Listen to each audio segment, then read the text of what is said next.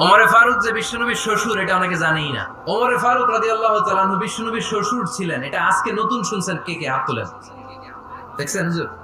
ইসলামের 4 খলিফার 2 খলিফা বিশ্বনবীর মেয়ের জামাই, আর বাকি 2 খলিফা বিশ্বনবীর শ্বশুর। সাইয়েদনা আলী রাদিয়াল্লাহু তাআলা আনহু, সাইয়েদনা উসমান যুন নূরাইন বিশ্বনবীর মেয়ের জামাই। উসমান রাদিয়াল্লাহু তাআলা আনহুর কাছে বিশ্বনবী 2 মেয়েকে বিয়ে দিয়েছিলেন, একজন মারা যাওয়ার পরে আরেকজন। বিশ্বনবী বলেছেন এরপরে আরেকটা থাকলে ওইটারও বিয়ে দিবেন। সাইয়েদনা আবু বকর শ্বশুর, বিশ্বনবীর স্ত্রী আম্মা জান আয়েশা রাদিয়াল্লাহু তাআলা আনহার বাবা।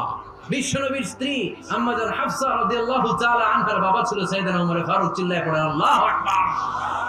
জান্নাতে যত নারীরা যাবে, নারীদের সর্দারানী হবে সাইয়্যিদাতুনা ফাতেমা রাদিয়াল্লাহু তাআলা আনহা। এই ফরিদপুরের যত ইয়াং স্টাররা তোমরা যারা জান্নাতে যাবে, তোমাদের লিডার হবে সাইয়েদনা হাসান আর হুসাইন রাদিয়াল্লাহু তাআলা আনহুমা।